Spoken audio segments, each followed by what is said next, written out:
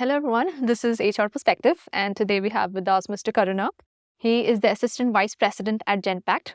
Hello, Mr. Karuna. Thank you so much for doing this with us. Hi, Nishad. Thank you so much for onboarding me for this conversation. So, today we are going to talk about talent acquisition, which is the expertise of Mr. Karuna. So, the first question to you, Mr. Karuna, would be the fact that, we know that talent today is very scarce and expensive, right? So, what do you think is the best way to deal with it?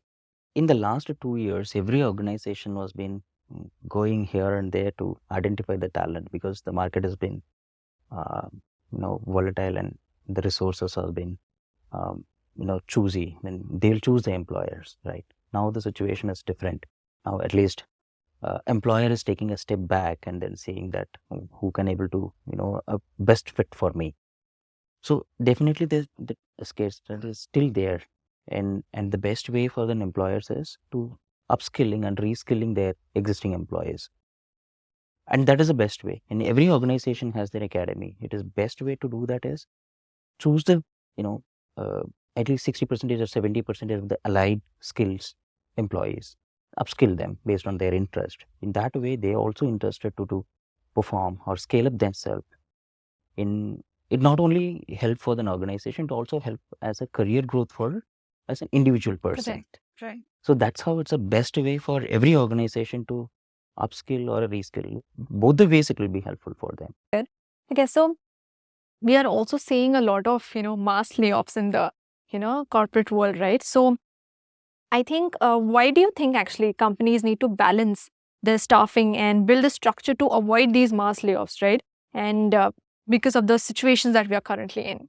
So every organization will have the pyramid which they have to follow, right? I mean, everybody has been following now, but due to this last 3 years time or 2 years time, mostly the middle layer has been widen up like anything. So Okay. rather than the top layer and the bottom layer, the middle layer, which is like I can say it as an SMEs or the specialist or the consultant kind of roles, has been expanded like anything. So more experienced higher resources are there in the system. So hence the pyramid is not balanced. So maybe this is a situation where they are trying to balance these pyramid so that the organization also will be maintaining their, I can say as a profitability kind of a situation. Maybe that is one of the point of the reason. Otherwise, even for the experienced resources also, based on the role, they can swap the resources is the best way to manage it.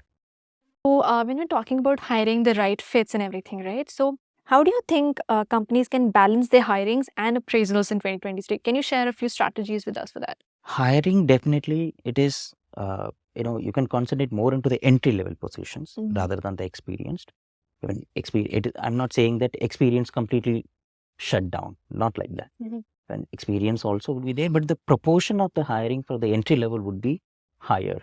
That is the objective for every organization now, to balance the middle layer and the entry layer. That is one point of view.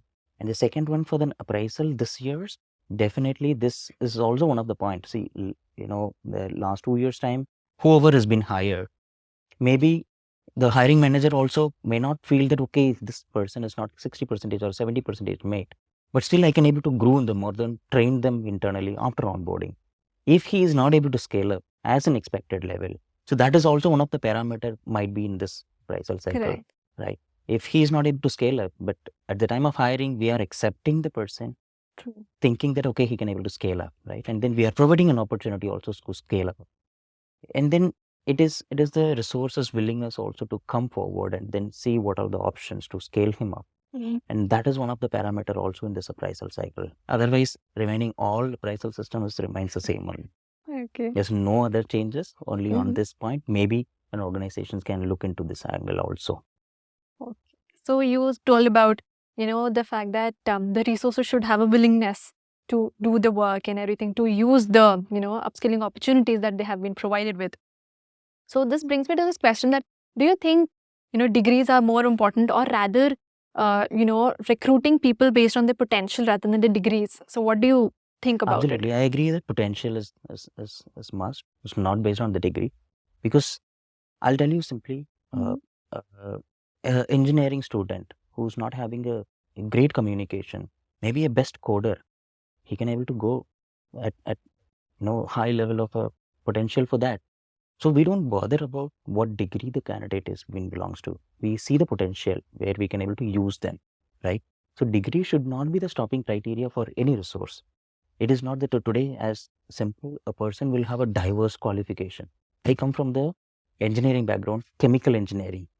So after chemical engineering, then MBA, then MBA, then came into the HR. So it is Oh, wonderful. Yeah. now everybody has been doing the diverse qualified candidates is available.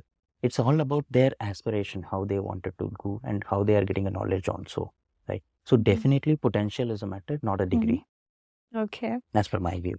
All right. So, if the potential is, what is more important than degrees, so how do you think they can source the talent then? How can organizations actually find this right talent? So nobody will be filtering the resume or speaking to the candidate, hey, do you have a degree of this? They'll just see whether it is a 18 plus years or it is 10 plus 2 plus 3 or 10 plus 2 plus 4. Mhm. That's it. It is not about BSc or BSc, BCom or a BTech or something like that. Maybe that is a thin layer. A Mhm. few organizations may have their end client contractual obligations might be there, but that is very, very thin layer. So now in the current situation, based on the resources availability, I feel that is not a stopping criteria for anybody to hire a candidate. So potential is the one everybody has been looking for it. Mhm. So what are the strategies, the best talent sourcing strategies that you think are more vital for 2023? So there are different ways to hire talents in the market. Maybe be it job boards or be it LinkedIn or any social media networks or any events like a technical events or any conferences kind of. We do have. But this all happened in the last 2 years' time. Everybody has been applied everywhere. Almost, I can say every big fives and all that has uh, piled up their resumes in their database. Mhm.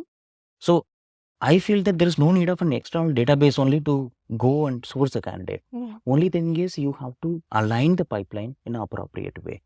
So what happens is in the company's database, you have more resumes in pipeline. Even if you are trying to apply it also, it will show that as a duplicate or maybe it is an archived in the system earlier. Right. So you have to reactivate who's the person who's been actively looking for the job. Or maybe you can reinitiate the conversation with the resources who's been in the not able to hire the situation. Maybe at the second level or at the HR discussion or at the offer decline stages. A lot of candidates would have been into the steps where they are not able to be hired. Correct. So those candidates we can able to check, and that's the best way to reduce entire time frame of sourcing the candidates. HR sourcing these candidates and trying to find the correct ones through conferences or events when they are meeting up, right? So what do you think is the one key skill that it's vital for these HR professionals to learn and to develop, right, especially in the talent acquisition department? Market intelligence is very, very important for every recruiter, because I feel that my personal view is a recruiter should act as a consultant. When a business folks has been coming and explaining you about the open role, the recruiter should be in a position saying that, okay, this is the prime list of the skills, which is an allied skill is this, whether you can able to get it from the market or not able to get it from the market. Okay, you can get it from the market with these options. So like that, recruiter has to act as a catalyst between the candidate and the hiring manager.